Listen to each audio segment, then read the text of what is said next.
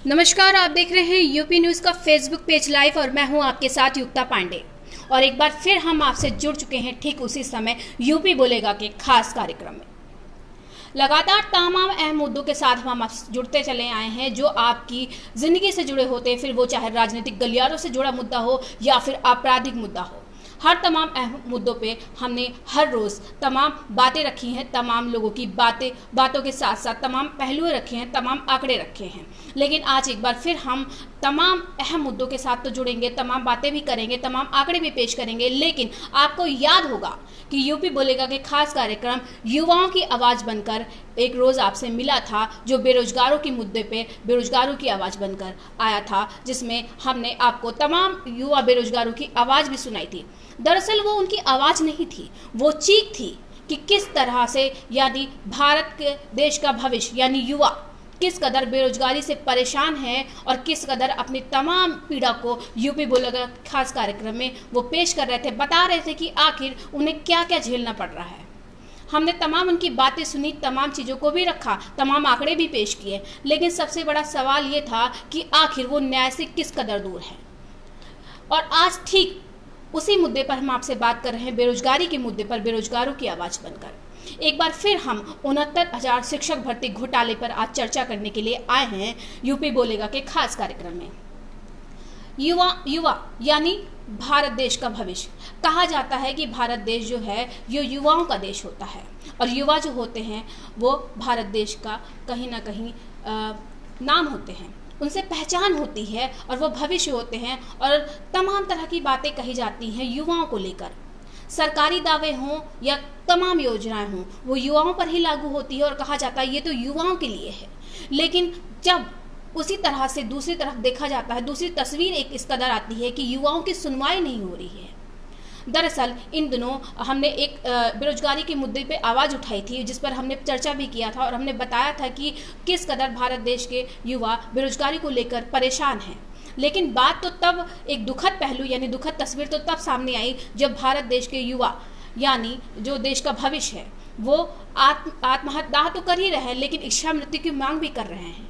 राष्ट्रपति और राज्यपाल को पत्र लिख रहे हैं कि साहब या तो आप हमें न्याय दे दीजिए या फिर हमें इच्छा मृत्यु दे दीजिए। कितनी गंभीर बात है, कितनी दुखद तस्वीर इस तरह की जब देखने को मिलती है, तकलीफ होती है कि तमाम युवा जो होते हैं, देश का भविष्य होते हैं, उनके रूप में जो तमाम योजनाएं आती हैं, तमाम सरकारी दावे होते हैं, वो उस तरफ धरे के धरे रह जाते हैं। तमाम बातें होती हैं। और अभी हाल ही में 15 अभ्यर्थी यानी 69,000 शिक्षक भर्ती घोटाले में 15 अभ्यर्थियों ने कहा, राज्यपाल को लेटर लिखा, राष्ट्रपति को लेटर लिखा कि हमें इच्छा मृत्यु चाहिए। जरा सोचिए वो किस कदर निराश हो गए होंगे कि उन्होंने ऐसी बात बोली। ऐसा क्या हो गया? और आज जो युवा है देश के, जो युवा भारत देश का भविष्य है, वो सड़कों पे उतर आए हैं, लाठी खाने को मजबूर हैं, क्योंकि उन्हें सरकारी नौकरी में कहीं ना कहीं निराशा हासिल हो रही है।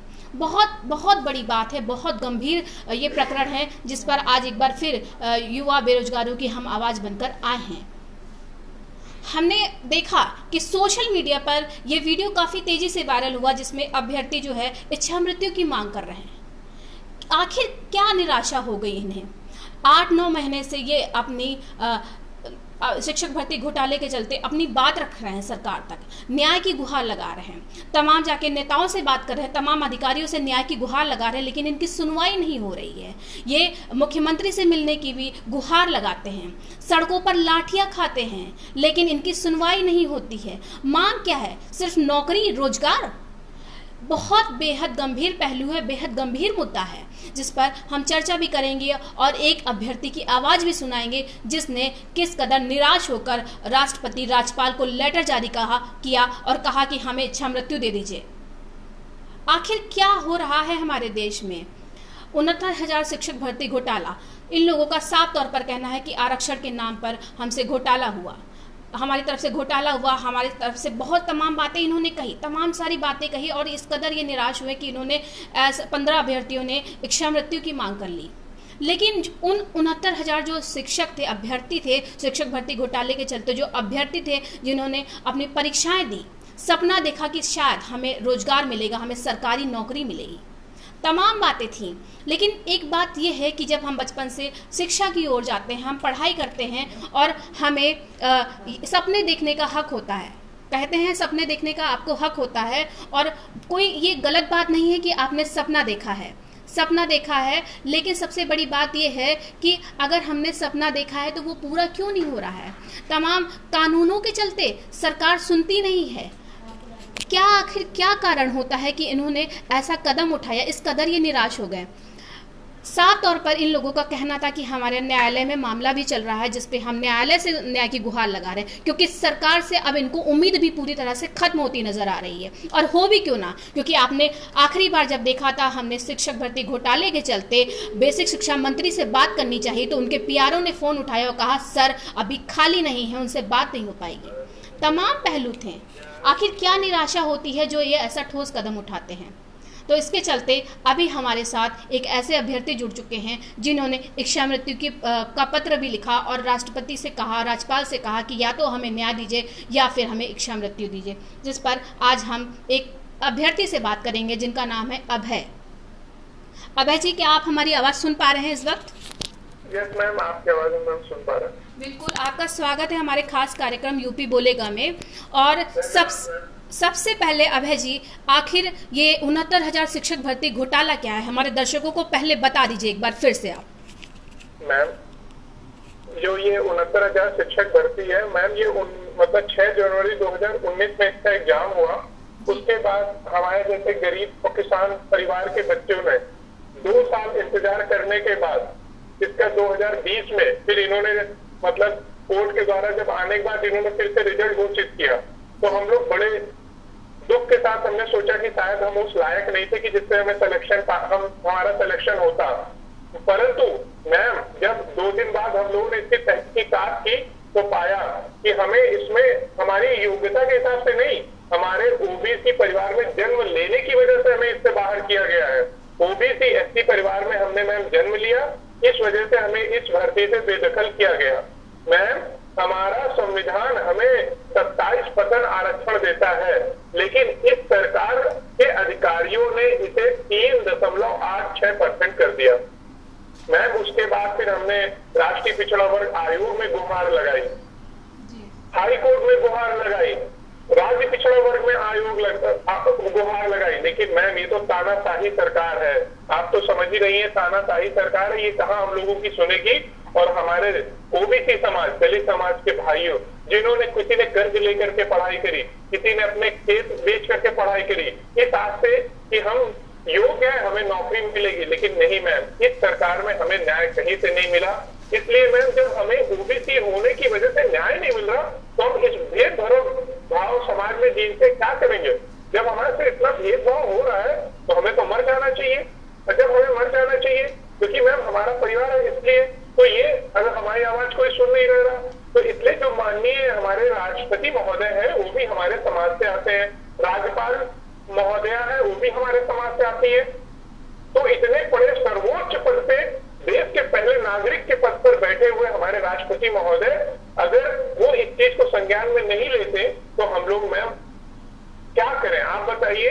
हम लोग क्या इच्छा मृत्यु ही तो मांग रहे हैं। जब आप हमें न्याय नहीं दे सकते, ओबीसी समाज के होने की वजह से आप हमें नौकरी नहीं दे रहे, तो मैम इस समाज में हम क्या करेंगे। मैम, क्या राम राज लाने की बात कर रहे हैं, जब देश में एक आप क्या हिंदुत्व की बात करते हैं। जब हिंदू और इस राम राज में जब केवल ओबीसी एससी होने की वजह से नौकरी से बेदखल किया जा रहा, तो मैम आप समझिए हम कितने प्रताड़ित होंगे। मैम, बच्चे आत्महत्या करने की कोशिश कर रहे हैं। मैम, हम लोग ने लखनऊ में क्या लाठियां नहीं खाई, धरने दिए मैम 4-4, 5-5 दिन। किसी ने एक टाइम खाना खाया, किसी ने केवल चाय पी करके 3-4 दिन धरने पे बैठे। लेकिन मैम, हम लोग कहाँ जाए कुछ ये समझ में नहीं आ रहा। हम लोग मानसिक रूप से बहुत ज्यादा प्रताड़ित हुए हैं। मैम, आपको हम अपने शब्दों से बता नहीं सकते कि कितना हम प्रताड़ित हुए हैं। तो हमारे पास आत्महत्या या इच्छा मृत्यु के बाद और कोई रास्ता बचा ही नहीं मैम। जी अभय जी, हम बिल्कुल आपकी बात समझ रहे हैं कि आपने ऐसा कदम आखिर निराश होकर क्यों उठाया। लेकिन अभय जी, हम आपसे सिर्फ इतना जानना चाहते हैं कि ये जो शिक्षक भर्ती घोटाला था उसके चलते आपने कहाँ कहाँ न्याय की गुहार लगाई। मैम सबसे पहले तो ये हुआ कि हमारे मतलब कि सबसे पहले हमारे जो नेतृत्व करता है मनोज भाई, राजेश भाई, विजय भाई, इन लोगों ने एक सुशील कश्यप, इन लोगों ने सीधे कहा कि हमारे लिए माननीय भारत सरकार ने दिल्ली में एक हमें सबसे बड़ा संस्था दी है जो कि संवैधानिक संस्था है, राष्ट्रीय पिछड़ा वर्ग आयोग। तो हमें लगा हम वहां जाएंगे, वहां पे इसकी जांच पड़ताल होगी, हम लोग को न्याय मिलेगा। लेकिन मैम हम इस सरकार में कहां से न्याय की उम्मीद कर सकते हैं? राष्ट्रीय पिछड़ा वर्ग ने भी हमारी आवाज, तो शुरुआत में लगा कि हमें यहाँ से न्याय मिलेगा, लेकिन वहां से बस हमें निराशा हाथ लगी। उसके बाद फिर हम गरीबों ने, किसी ने मैम किसी से उधार लेकर के, किसी ने रिक्शे चला करके, किसी ने मैम मजदूरी करके 2,500 रुपए बड़े बड़े महंगे महंगे वकीलों की फीस भरी। लेकिन मैम ये सरकार इतनी तानाशाही है कि इसने वहां पर आज मतलब 1 साल होने को आने वाला है, इसने अभी वहां पर मूल चयन सूची तक नहीं दी। फिर उसके बाद हमें लगा कि हमारे समाज के प्रदेश के अध्यक्ष माननीय स्वतंत्र देव सिंह है, तो हमें लगा उनके खून में भी कुछ उबाल आएगा और वो हमको न्याय दिलाएंगे। लेकिन मैम हम वहां से भी निराश हैं। हमारी बहनें जिन्होंने अपने बच्चे लेकर स्वतंत्र देव जी के द्वार पर मतलब धरना दिया, लेकिन मैम वहां से भी हमें न्याय नहीं मिला। फिर हमने अपने मुख्यमंत्री जी को, उप मुख्यमंत्री जी केशव प्रसाद मौर्य जी को भी इस चीज के बारे में सूचित किया, लेकिन उन्होंने तो बस इतना कह के पल्ला झाड़ लिया कि हम अपनी पार्टी के साथ मतलब कि अनुशासनहीनता नहीं कर सकते। फिर डॉक्टर सतीश द्विवेदी, उन्होंने तो इतना ही क्या, इतना मैम कड़वा बोला हमें कि क्या सारी नौकरियां ओबीसी को ही दी जाए? तुम लोगों के पास तो और भी काम है, तुम और भी काम कर सकते हो। लेकिन मैम समझ लीजिए ये सोच है हमारे ओबीसी एससी समाज के लिए, उनकी ये सोच है कि हम और भी काम कर सकते हैं। मैम संविधान, बाबा साहब ने संविधान इसलिए दिया था कि अगर हम ओबीसी एससी हैं तो हमें और भी काम बता दिए जाएंगे। मैम हम योग्य हैं, हम कोई भीख नहीं मांग रहे हैं, हम अपना अधिकार मांग रहे हैं। और हमने जब मैम योगी सरकार को हमारे समाज ओबीसी एससी समाज ने एक उम्मीद के साथ वोट किया था, लेकिन मैम आप देख रही हैं कितनी तानाशाही है। मैम औरतों ने मैम कर्जा ले लेकर के बीएड और बीटीसी और यूपी टेट किया, उसके बाद आपने सुपर टेट पास किया, उसके बाद हम योग्य भारतीय बैठे हुए हैं। मैम न्याय मिलने की यहाँ कोई उम्मीद नहीं है। मैम 18,598 सीट की जगह इन्होंने मात्र 2664 सीटें ही दी। मैम कितना अन्याय हो रहा। मैम हम लोग कितने प्रताड़ित हैं, आप मैम अपने शब्दों से बयान नहीं कर पा रहे, जो हमारे अंदर इतना आक्रोश भरा हुआ है और हम इतने प्रताड़ित हैं, अपने शब्दों से आपको बता नहीं सकते। जी बिल्कुल अभय जी, हम आपकी निराशा को बखूबी समझ रहे हैं। लेकिन अभय जी, आप 15 अभ्यर्थी थे जिन्होंने राष्ट्रपति और राज्यपाल को लेटर जारी किया और कहा कि हमें इच्छा मृत्यु दे दीजिए। जी हाँ सर, आखिरी बार हमने सुना था जिस तरह से आप लोगों से बात हुई थी, तो आप लोगों ने कहा कि माननीय न्यायालय में हमारा मामला चल रहा है और अभी हमारा केस चल रहा है जिसकी सुनवाई 12 तारीख को होनी भी है। लेकिन ऐसा बीच में क्या आपके दिमाग में आया कि आप इस कदर निराश हो गए कि आपने ये लेटर जारी किया और लिखा कि हमें इच्छा मृत्यु चाहिए? ऐसा क्या आपके दिमाग में क्या चल रहा था? कोर्ट में सरकार के जो अधिकारी आते हैं वहां मैम कोर्ट को भी गुमराह करने की कोशिश कर रहे हैं। राष्ट्रीय पिछड़ा वर्ग आयोग में 5 डेटें लगी, लेकिन इन अधिकारियों ने विशेष जाति को केवल फायदा दिया और इन्होंने राष्ट्रीय पिछड़ा वर्ग आयोग को मूल चयन सूची नहीं दी।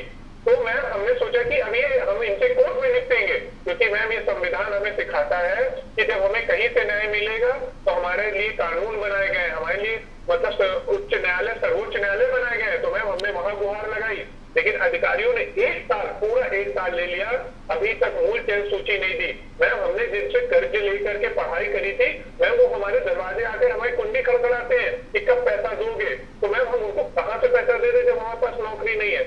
मैम हम ये सरकार से जानना चाहते हैं। हमें तो उम्मीद है क्योंकि हम योग्य हैं, हमें लगा अपने दम पर, हम अपनी पढ़ाई के दम पर नौकरी पा लेंगे। लेकिन मैम हमको क्या पता था कि हमारे जिनको हमने वोट दे करके मुख्यमंत्री और प्रधानमंत्री बनाया है, उन्हीं के द्वारा नियुक्त किए गए अधिकारी हमारे पीठ में छुरा फूंकने का काम करेंगे। मैम हमें लोग देखते हैं, कहते हैं इन्होंने तो बहुत पढ़ाई करी। लोग कहते हैं अगर तुम गाड़ी बनाना, रिक्शा चलाना सीख गए होते तो आज अपने लिए रोटी की व्यवस्था बना लिए होते। लेकिन तुमने पढ़ लिख के क्या किया? लोगों को हम क्या समझाएं? मैम समाज में भी हमारी कोई इज्जत नहीं बची। लोगों से जिनसे कर्जा लेकर के हमने मैम पढ़ाई किया, हाई कोर्ट सुप्रीम कोर्ट में महंगे महंगे वकीलों को फीस दी। मैम लोग हम 2,500 रुपए नहीं है कि हम तो मतलब वकीलों को फीस दे पाए। मैम हमारी ये स्थिति है मैम, हम बहुत प्रताड़ित है मैम गंभीर मुद्दा है और इस पर हमने लगातार आपकी बात भी सुनी, तमाम पहलुओं को भी समझा, लेकिन अभय जी इच्छा मृत्यु या मृत्यु की ओर जाना ही कोई सॉल्यूशन नहीं होता है, क्योंकि ज़िंदगी एक जंग होती है और लड़ना चाहिए और आप लोग लड़ रहे हैं और इस पर गर्व है। हमारी भगवान से भी ये शिकायत है, हे ईश्वर अगली बार हमें ओबीसी एसटी समाज में मत जन्म देना, क्योंकि ओबीसी एसटी समाज में होने की वजह से हमें नौकरी छीनी गई। हमारी जितनी मतलब यहाँ राम राज, हमें लगता था राम राज आएगा तो फिर जाति पात, बचपन से हमें ये लगता था कि हमारे पास बाबा साहब भीमराव ने इतना बड़ा लिखित हमें संविधान दिया है तो हमारे साथ कोई जातिवाद की भेदभाव होगा नहीं। लेकिन फिर इनका माननीय योगी जी का एक भाजपा का एक स्लोगन भी था, सबका साथ सबका विकास और सबका विश्वास। तो मैम हमने तो विश्वास करके वोट दिया था। मैम हमारे पास पैसे नहीं होते फिर भी हम इनकी रैली में जाते थे, हमें लगता था ये एक आएंगे राम राज लाएंगे, राम राज लाने के बाद हम सब लोगों को, योग्य अभ्यर्थियों को नौकरी मिलेगी। लेकिन मैम ये हमारी बहुत बड़ी गलती थी। मैम जिस उंगली से हमने इनको वोट दिया है, अगर ये उंगली मेरी ना होती, दर्द ना होता, तो मैं आज इस उंगली को काट के अपने शरीर से अलग कर देता। मुझे इतनी नफरत हो रही है इन भेदभाव भरे समाज से। मैम बिल्कुल बिल्कुल, और आप सुन रहे हैं अभय जी को, ये क्या बता रहे हैं कि ये किस कदर निराश हो गए हैं कि इन्होंने अब तमाम पहलू रखे, कि इन्होंने कर्ज लेकर पढ़ाई की और कर्जदार दरवाज़ा खटखटाते हैं कि भैया मेरा पैसा आप कब देंगे। लेकिन सबसे बड़ी बात ये है कि इस कदर क्या निराशा इन लोगों को हासिल हो रही, क्यों क्या आज जो युवा हैं, देश का भविष्य है, वो रोड पर जाके लाठी खाने की कगार पर है, न्याय मांगने की कगार पर। तमाम पहलू हैं, तमाम तरह की बातें हैं, लेकिन महज ये अभय जी की बात नहीं है, ये चीख है। और बहुत बहुत धन्यवाद अभय जी आपका हमसे जुड़ने के लिए, तमाम बातें रखने के लिए। Thank you. तो ये थे हमारे साथ अभय जी, जो कानपुर से जुड़े थे, जिन्होंने राज्यपाल और राष्ट्रपति को एक पत्र जारी किया और कहा कि हमें इच्छा मृत्यु चाहिए क्योंकि इनकी सुनवाई नहीं हो रही है। इस कदर ये निराश हो चले हैं। आपको हम बता दें कि जब बचपन से एक बच्चा जब शिक्षा के लिए जाता है, वो तभी से सपने देखने की शुरुआत करता है। उसे लगता है कभी हम कुछ करेंगे, कभी कुछ करेंगे या कुछ बन कर दिखाएंगे। लेकिन जैसे जैसे वो बड़े होते समझदारी की ओर आगे बढ़ते हैं, उनके सपने की उड़ान कहीं ना कहीं उसको पंख मिल जाता है। लेकिन जब इस तरह की तस्वीर सामने आती है तो एक निराशाजनक बात सामने आती है कि आखिर हो क्या रहा है देश में। और ये बेहद गंभीर मामला है और इस पर बात करने के लिए हमारे साथ दूसरे कॉलर हैं, जो एक अभ्यर्थी हैं। ये 69,000 शिक्षक भर्ती घोटाले के चलते हमारे साथ ब्रिजेश जी जुड़ चुके हैं। ब्रिजेश जी, आपका हार्दिक स्वागत है यूपी बोलेगा के खास कार्यक्रम में। ब्रिजेश जी, क्या आप हमें सुन पा रहे हैं?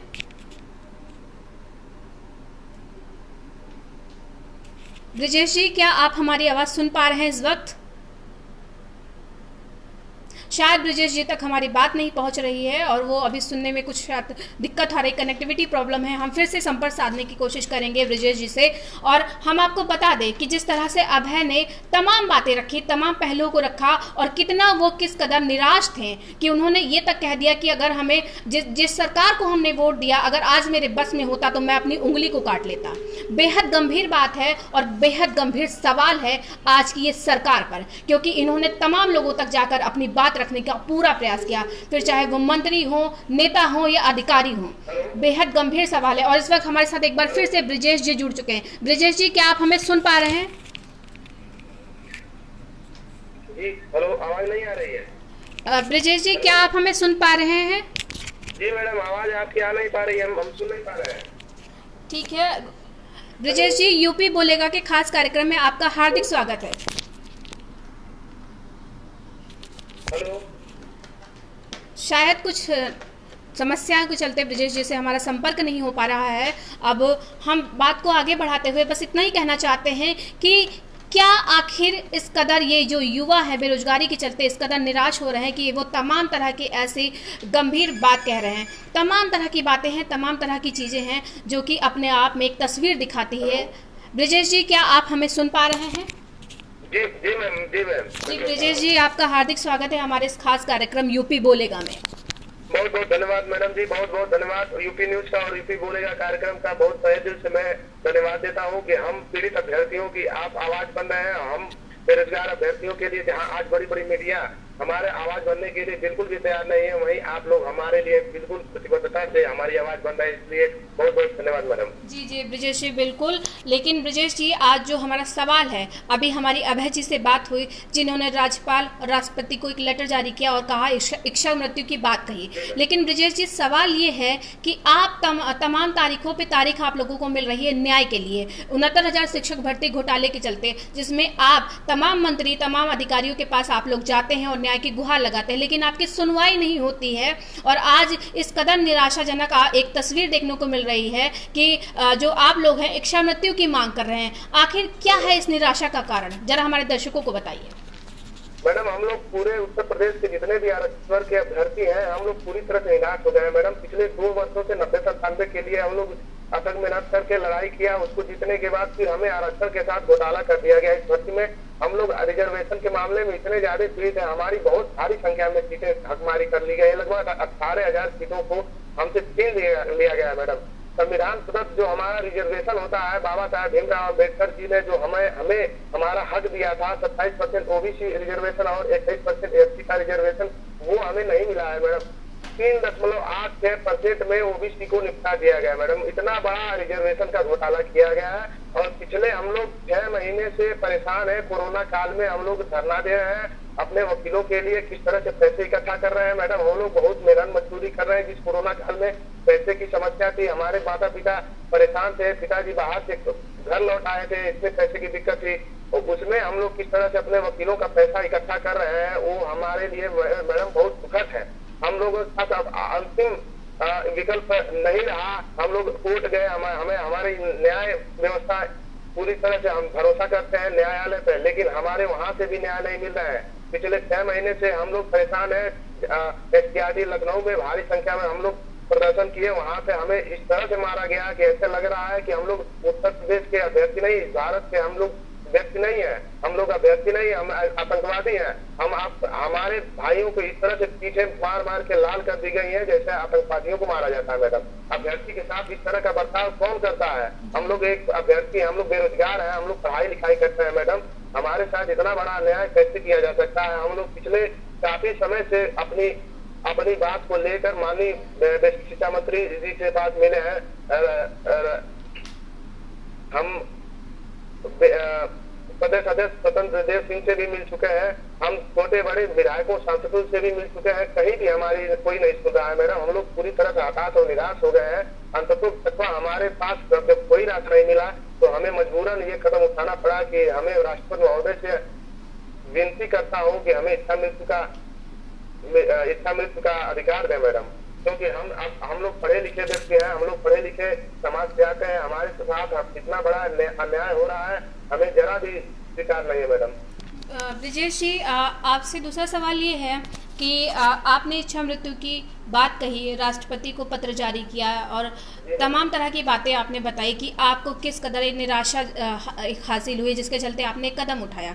लेकिन ब्रजेश जी, सवाल ये उठ रहा है कि आपने सरकार के तमाम लोगों से तक अपनी बात पहुंचाने का प्रयास किया, तमाम नेताओं से मिले, तमाम अधिकारियों से मिले, अगर सुनवाई नहीं हुई जिसके चलते आप न्यायालय पर गए और अपनी बात को रखने की पूरी प्रयास किया। और 6 महीने की जैसे आपने बात की कि हम 6 महीने से दौड़ भाग कर रहे हैं, न्याय की गुहार लगा रहे हैं, लेकिन अभी न्यायालय में अगर आपका मामला चल रहा था तो इस बीच ऐसा क्या हुआ कि ऐसी बात सामने आई, आपके दिमाग में इस तरह की बातें आई कि हमें इच्छा मृत्यु की मांग करनी चाहिए? क्योंकि ब्रजेश जी, बात ये इतनी सी है कि कहीं ना कहीं आपकी बात पूरी तरह से सही है और सरकार पर सवाल उठाना भी लाजमी है, लेकिन कहीं ना कहीं परिवार भी है आपका, आपकी माँ है, आपके पिताजी होंगे, तमाम तरह के उनके भी सपने होंगे, लेकिन वो ये नहीं चाहते होंगे कि आप इस दुनिया में ना रहे। इस पर आप क्या कहेंगे?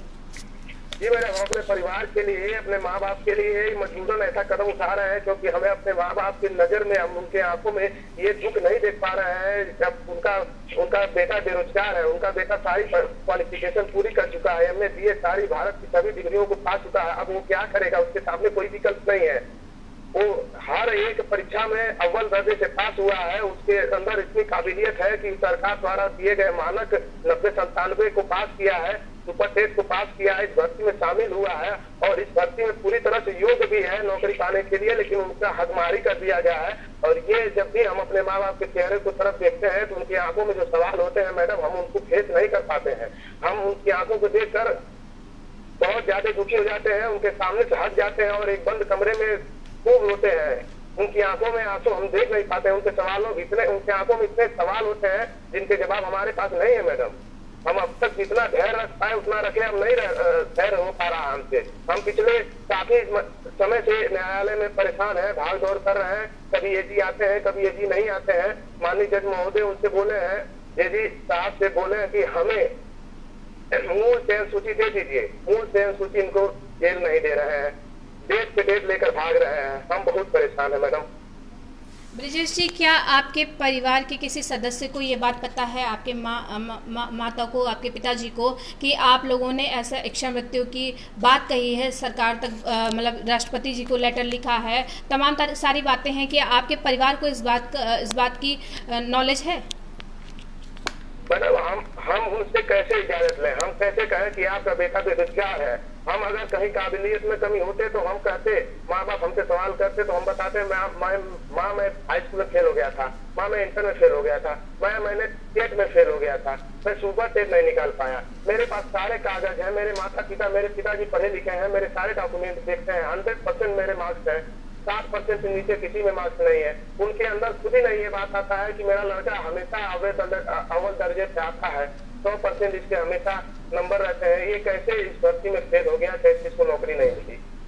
जी ब्रिजेश जी, बेहद गंभीर बात है और दुख भी होता है कि आखिर जो कहते हैं ना कि भारत जो है युवाओं का देश कहा जाता है, और आप जो युवा हैं वो देश का भविष्य है, और उनके साथ जब इस कदर खिलवाड़ होता है तो सवाल उठना भी लाजमी है और सरकार को सुनना चाहिए।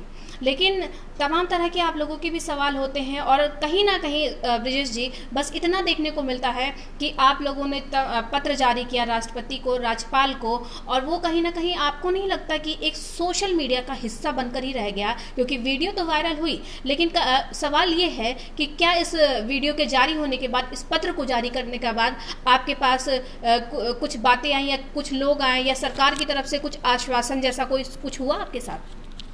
हमारे पास मैडम सरकार की तरफ से अभी तक कोई आश्वासन नहीं मिला है, और इससे पहले हम लोग अपनी बातों के लेकर सरकार के दरवाजे पे पहुंचे हैं, वहाँ भी हमें आश्वासन नहीं मिला है। और आश्वासन न मिलने के साथ साथ हमको इतना बर्बरता पूर्वक लाठीचार्ज किया गया है और इस तरह से असंवेदनशील तरीके से मारा गया है हम अभ्यर्थियों की, कि मतलब हम लोग बहुत परेशान हो गए मैडम। हम अपनी आवाज उठाने के लिए गए हैं तो हम वहाँ पे लाठी खा कर आए हैं मैडम। हमारी बातें कहीं नहीं सुनी जा रही हैं। हम हर एक जगह पे जहाँ हमें न्याय की उम्मीद हो सकती है हम वहाँ पे गए, हम बहुत रोए। अगर कोई रिजर्वेशन का बात आता है तुरंत हमें हटा दिया जाता है, उनको साइड करो, उनको बताने दो, पीछे वाले लड़के को आने दो, पीछे वाले जो भी सवाल लेकर आए उनको आने दो। हमें रिजर्वेशन का अभ्यर्थी देखते ही ऐसे आग बबूला हो जाते हैं जैसे हमने उनका क्या बिगाड़ दिया है, नुकसान हमारा हुआ है। जी जी जी बिल्कुल ब्रिजेश जी, आपने भी देखा था आखिरी बार जब यूपी बोलेगा के खास कार्यक्रम में हमने आपका मुद्दा उठाया था और बेसिक शिक्षा मंत्री से संपर्क करने की भी कोशिश की थी, तो किस कदर उनके पीआरओ ने कहा कि साहब तो अभी व्यस्त हैं, हम बाद में बात कराते। वो एक तरह से टालना था उस बात को और संपर्क नहीं हो पाया था। लेकिन ब्रिजेश जी, हम आपकी बात को समझ सकते हैं और बहुत बहुत धन्यवाद आपका हमसे जुड़ने के लिए, और हम भी उम्मीद करते हैं कि आप लोगों को न्याय मिले ताकि कहीं ना कहीं आप जो निराश हैं उसमें कहीं ना कहीं खुशियाँ भी शामिल हो। धन्यवाद ब्रिजेश जी आपका जुड़ने के लिए हमसे। बहुत बहुत धन्यवाद मैडम, बहुत बहुत धन्यवाद यूपी न्यूज का, और बहुत बहुत धन्यवाद यूपी बोलेगा कि हम लोग बेरोजगार की आवाज उठाए हैं। बहुत बहुत धन्यवाद मैडम। बिल्कुल आपने सुना ब्रिजेश जी किस कदर निराश हैं, और कहीं ना कहीं ये लोग बात करते करते इन लोगों के आंसू छलक आते हैं, जो कि आवाज़ में ही सुनने को मिलता है। लगता है किस कदर ये निराश है। लेकिन ये जो है इच्छा मृत्यु की मांग है इन युवाओं की, ये कहीं ना कहीं ये एक निराशाजनक तस्वीर है और बहुत दुखद बात तो है, लेकिन देश के भविष्य के लिए दरकार भी है कि आखिर अगर देश का जो भविष्य है इस कदर निराश हो जाएगा कि इच्छा मृत्यु की मांग करने लगेगा तो क्या। अगर और सबसे बड़ी जो बात यह है कि अगर जो देश के युवा हैं जो बेरोजगारी के चलते अपने आप को खत्म करने की कोशिश करेंगे, अपने परिवार को कहीं ना कहीं वो निराशाजनक जो आंखों की बात कही कि मैं माता पिता के सवालों को समझ पाता हूँ कि उनकी आंखों में ही सवाल होता है, लेकिन अगर जो देश का भविष्य है यानी देश के युवा अगर इस कदर इच्छा मृत्यु की मांग करने लगेंगे और अपने आप को कहीं ना कहीं मौत के हवाले करने की कोशिश करेंगे, तो सबसे बड़ी बात ये होगी कि क्या हम फिर हमारा देश किस कदर चलेगा। और जो कहीं ना कहीं बात बड़ी बड़ी बातें कही गई हैं कि जो युवा हैं देश का भविष्य हैं, तो फिर क्या देश का भविष्य खत्म हो जाएगा तो देश कैसे चलेगा, और देश की जो तस्वीर जिस कदर युवाओं को लेकर दिखाई जाती है वो कैसे दिखेगी। लेकिन इस वक्त हमारे साथ एक और अभ्यर्थी हैं जो शिक्षक भर्ती घोटाले के चलते ये भी कहीं ना कहीं उस परीक्षा में शामिल थे और इन्हें भी निराशा ही हासिल हुई है, जिसमें राहुल मौर्य जी अब हमारे साथ जुड़ चुके हैं। राहुल मौर्य जी, क्या आपको हमारी आवाज़ सुनाई दे रही है? जी मैम, आपकी आवाज़ हमको सुनाई दे रही है। बिल्कुल, आपका स्वागत है हमारे खास कार्यक्रम यूपी बोलेगा में। धन्यवाद मैम, आपने हमको अवसर दिया इस प्लेटफॉर्म पे अपनी आवाज उठाने के लिए। जी राहुल मौर्य जी, ये बताइए कि तमाम बातें हैं, तमाम सवाल हैं, लेकिन बेहद गंभीर मुद्दा है और निराशाजनक जो आप लोगों की तस्वीर है शिक्षक भर्ती घोटाले के चलते कि आप इस कदर निराश हो गए कि आप लोगों ने एक पत्र जारी किया राज्यपाल को, राष्ट्रपति को, और कहा कि हमें इच्छा मृत्यु चाहिए। लेकिन इससे पहले जितना हम लोगों ने जाना, जितना हम लोगों ने समझा और हम लोगों ने बातें भी की, साझा भी की तमाम दर्शकों से कि आप तमाम अधिकारियों के पास आप लोग गए, तमाम नेताओं से मिलने गए और अभी न्यायालय में भी आपका ये मामला चल रहा है, लेकिन कहीं ना कहीं सुनवाई नहीं हो रही है और सरकार पर भी बेहद गंभीर सवाल उठ रहा है कि सरकार आखिर आपकी बात नहीं सुन रही है। तो इस पर आप क्या कहना चाहेंगे? मैम, आज के डेट में अगर देखा जाए तो न्यायालय से न्याय तो मिलता है, ये तो सत्य है, बट मैम न्यायालय में न्याय कब मिलेगा ये इसका कोई डेट निर्धारित नहीं है। सरकार के पास एक नहीं हजारों तरीके होते हैं डेट को पोस्टपोन करने का। अब डेट हमारा जब भी लगता है, बार बार जज यही उनसे कहते हैं कि आप नेक्स्ट डेट में चयन सूची लाके दे दीजिए हमको, जो 27% ओबीसी अभ्यर्थियों को सिलेक्ट किया गया है। बट क्या होता है कि जो हमारे अधिवक्ता महोदय राघवेंद्र सिंह जाते हैं, वो क्या करते हैं, डेट लेके चले आते हैं कि नेक्स्ट डेट पे हम आपको सूची अवेलेबल कराएंगे। बट मैम ये काम आपको पता है कि जब 90 और 97 का मुद्दा था, जिसमें सरकार चाहती थी कि केस जीत के नियुक्ति प्रक्रिया स्टार्ट की जाए, तो जो है 2.5 साल उसमें लग गया। अब इसमें तो सरकार हमारे विरोध में है। अब सरकार क्यों चाहेगी कि इस पे जो है उनका जो काला चिट्ठा है, जो ओबीसी के साथ इन्होंने शोषण किया है, वो क्यों चाहेंगे कि ये चीज उजागर हो? क्योंकि वो जानते हैं कि जिस दिन ये चीज उजागर हो जाएगा उस दिन ये कहीं के नहीं रहेंगे। हम लोगों के साथ ये जिस तरीके से अन्याय कर रहे हैं, आज नहीं तो कल इनके साथ इससे भी बुरा होगा। बस मैम ये जान लीजिए कि हम लोग इतने मजबूर हैं कि आज के डेट में मन तो यही करता है कि जीने से अच्छा कि मर जाए। इसीलिए हम लोगों ने राष्ट्रपति से गुहार लगाया है कि आप हमको अनुमति दीजिए और हम लोग मृत्यु ग्रहण करें। क्योंकि कारण ये है कि मैम लोन लेके पढ़ाई किया था हमने। जब हम इससे पहले 72,000 भर्ती आने के पहले हम किसी विद्यालय में पढ़ा रहे थे, प्राइवेट विद्यालय में। वहां पे प्राइवेट विद्यालय में शोषण किसी से छिपा नहीं, किस तरीके से शोषण किया जाता है टीचरों का, फिर भी पढ़ा रहे थे। जब इन्होंने 69,000 शिक्षक भर्ती निकाली थी, एक उम्मीद जगी कि अपना साथ अपना विकास का नारा देकर जो बीजेपी सरकार आई है, जिसको हमने भी जिताने की कोशिश किया था, हमने भी इनका प्रचार किया था, हमने भी चाहा था कि ये सरकार हमारे लिए बहुत अच्छा करेगी। लेकिन जब ये 69,000 भर्ती आई और उसके बाद जब इन्होंने लिस्ट जारी किया, तो कंडीशन ये हुआ, उसमें देखने पे ये पता चला कि ओबीसी को, जो कि संविधान प्रदत्त अधिकार हमारा 27%, वो ना देके इन्होंने केवल 3.8% दिया। अब मैम बताइए हम इसमें क्या कर सकते हैं? इधर बैंक वालों का ईएमआई, जो कि लॉकडाउन के पहले सारा का सारा रोजगार ठप हो गया है, आज के डेट में कोई रोजगार नहीं है, साल भर से हमने ईएमआई नहीं पे किया है, बैंक डेली जो है उस पे नोटिस भेजे जा रहा है। यहाँ तक कि 53,000 का हमने क्रेडिट कार्ड बनवाया था और क्रेडिट कार्ड का लोन अमाउंट मिला के आज की डेट में 1,26,000 रुपीज हो गया है, जो ना जमा करने की वजह से 53,000 का 1,26,000। अब हमने तो सोच लिया है कि नहीं जमा करेंगे, जिस दिन ज्यादा प्रेशर होगा उस दिन फंदे से लटक जाएंगे, इसके अलावा हमारे पास कोई ऑप्शन नहीं है। अगर बैंक वाले भी प्रेशर डालेंगे तो हमारे पास केवल यही ऑप्शन है, क्योंकि सरकार नौकरी देगी नहीं हमको, हमारा अधिकार तो छीन लिया इन्होंने, तो हमारे पास इसके अलावा कोई ऑप्शन नहीं है। बैंक वाले भी परेशान करेंगे, इधर मम्मी पापा को देख के जिंदा है नहीं तब तक पता नहीं कब के लटक गए होते, जिस तरीके से ये बैंक वाले परेशान किए पड़े हैं। बिल्कुल, लेकिन राहुल मौर्य जी, मैं बस इतना ही कहना चाहूँगी आप लोगों से कि बेहद गंभीर मामला है जिस पे आप लोग न्याय की गुहार लगा रहे हैं। न्याय न मिलना भी बहुत दुखद है, लेकिन निराश नहीं होना चाहिए। लेकिन बात बस इतनी सी है कि आप लोगों ने जैसे कहा गुणांक छिपाया गया, और जो आपकी परीक्षा की भर्ती थी जिसके चलते आपका जो रिजल्ट आया था उसकी आप लोगों ने मांग की थी कि जो रिजल्ट है उसकी सूची जारी कर दी जाए, जो पब्लिकली हो, पब्लिश की जाए, जिसमें आप लोग ऑनलाइन तौर पे इस चीज़ को देख सके कि आखिर सच्चाई क्या है। लेकिन इसके चलते आप लोगों ने गुहार लगाई थी, और कहीं ना कहीं उन लोगों का भी दावा है कि हमने इस पर सुनवाई की थी, लेकिन ऐसा कुछ नहीं था। तो आप लोगों ने कहा था कि जो उन्होंने सूची जारी की थी, जो आपकी कहीं ना कहीं मांग पर आपकी सूची जारी हुई थी, वो गलत थी। इस पर आप क्या कहना चाहेंगे? मैम, अब सूची गलत है। हम लोगों ने कोशिश भी किया कि सरकार जो है अगर पारदर्शिता के साथ भर्ती की है तो हमको जो है एक ऐसी सूची जारी कर दे जो इन्होंने बनाया है कैटेगरी और कट ऑफ के साथ। भाई, ऐसी कोई वैकेंसी नहीं है जिसमें कैटेगरी और कट ऑफ नहीं दिखाया जाता। एलटी की वैकेंसी आई अभी, उसका जो फाइनल रिजल्ट आया, सिलेक्शन रिजल्ट आया, अभी जेई का रिजल्ट आया, उसमें जितने भी बच्चे सेलेक्ट हुए हैं सबका कैटेगरी और कट ऑफ मेंशन है। हम लोग लखनऊ में जाके उस कड़क ठंडक में 7 दिन तक खुली आसमान के नीचे सो के किस तरीके से हम लोगों ने मेहनत किया, सरकार के कान में ये बात डालने की कोशिश की कि आप हमारे साथ अन्याय किए हैं, अगर हो सके तो न्याय दीजिए। लेकिन वहां पे क्या हुआ, स्वतंत्र देव सिंह जो माननीय अध्यक्ष जी हैं, उनके ऊपर बहुत भरोसा था कि वो हमारे साथ न्याय करेंगे। उनके पास भी हम लोग गए, और ऐन वक्त पे जब मंत्री जी से मीटिंग की बात आई तो वो वहां पे नहीं थे, अपने पीए को खड़े करके चले गए। और हुआ क्या, वहां पे हम लोगों के साथ धोखा हुआ। धोखा क्या हुआ कि हम लोगों ने कहा कि सर हमें हमारा 27% वाला लिस्ट दे दीजिए। तो मंत्री जी ने कहा अपने अधिकारियों से कि ठीक है, आप इनको दिखा दीजिए। अधिकारी ने कहा ठीक है, हम आपको जो है इसको जो है एनआईसी की साइट पे 10 से 15 दिन के अंदर हम इस वेरियस कट ऑफ जो भी इसमें कट ऑफ है उसको डाल देंगे, प्लस सूची भी डाल देंगे।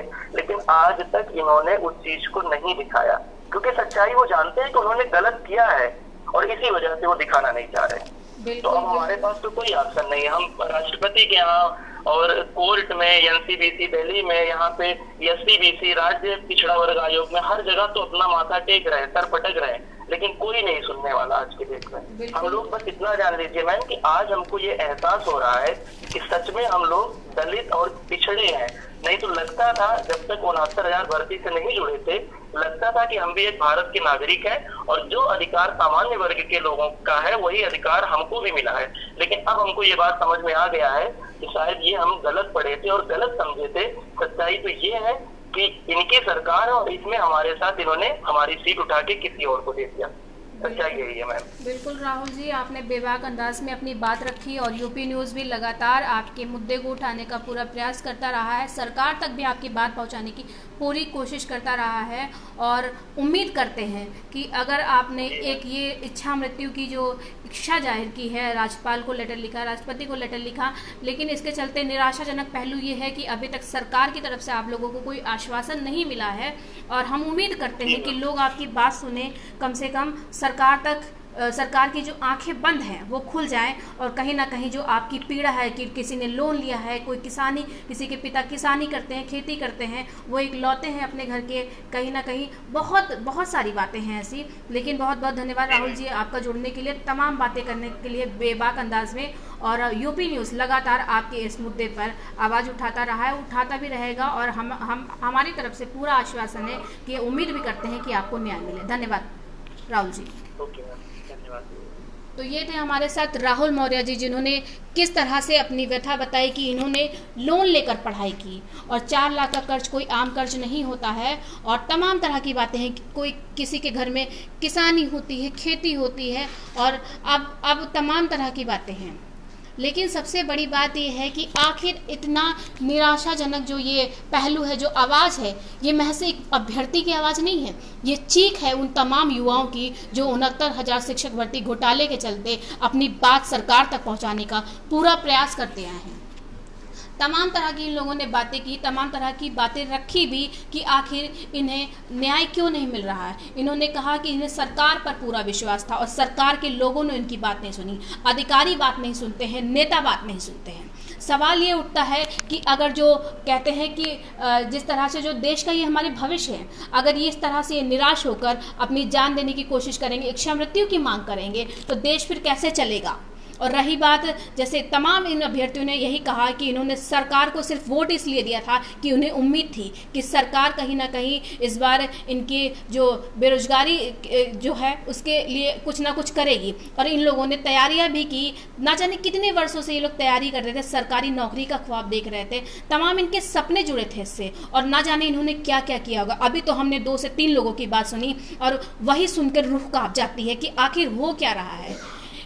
कोई लोन ले रहा है, कोई किसानी कर रहा है, और साफ तौर पर जिस तरह से अभय जी ने कहा कि अगर इस बार बैंक वाले परेशान करेंगे तो हम फांसी के फंदे से लटक जाएंगे। खुलेआम युवा चीख रहे हैं न्याय के लिए, और जैसा इन्होंने कहा कि कड़ाके की ठंड में जाके इन्होंने लाठी खाई। सिर्फ कसूर क्या था कि ये न्याय की गुहार लगा रहे थे। सवाल सरकार पर इतना सा है कि क्यों नहीं सुनते हैं, और जैसे आरक्षण की बात कही जाती है, शिक्षक अभ्यर्थी घोटाले की बात कही जाती है, तुरंत इनका फ़ोन कट हो जाता है, संपर्क तक नहीं करते हैं, बात तक नहीं सुनते हैं। बहुत बहुत बहुत बेहद गंभीर आरोप है और बेहद गंभीर पहलू है। लेकिन साफ तौर पर जिस तरह से हमने कहा है कि ये महज इनकी आवाज़ नहीं है, इनकी चीख है। और यूपी न्यूज़ भी आप सबसे अपील करता है कि यो युवा हैं, देश का भविष्य हैं, इनकी आवाज़ बने, इनकी बात रखें। महज सोशल मीडिया का हिस्सा बना के इनकी बात को मत रखें, इनकी आवाज़ बने, लोगों से साझा करें और इनका साथ दें ताकि ये अपने सपनों को पा सके। बेहद गंभीर मुद्दे के साथ आज हम आपसे जुड़े थे, और शिक्षक भर्ती घोटाले के चलते 69,000 शिक्षक भर्ती घोटाले, 69,000 अभ्यर्थियों की जो सपने पर पानी फिरा है, उस मुद्दे पर आज हमने आपसे बात की और तमाम हमने बातें सुनाई, जो इस तमाम अभ्यर्थियों की हमने आवाज़ सुनाई जो किस कदर चीख रहे थे नौकरी पाने के लिए। बेहद गंभीर मसला था और जिसके चलते आज हम लोगों ने आपसे तमाम बातें की, और हम उम्मीद करते हैं कि जिस तरह से यूपी न्यूज़ ने आपसे अपील की है कि इन अभ्यर्थियों की आवाज़ बने, इनका साथ दें, ताकि किसी के घर का बेटा इस कदर निराश होकर इच्छा मृत्यु की मांग तो ना करे। धन्यवाद। फिलहाल आज के कार्यक्रम में इतना ही, और हम कल एक अहम मुद्दे के साथ फिर आपसे ठीक 7 बजे जुड़ेंगे यूपी बोलेगा के खास कार्यक्रम। धन्यवाद।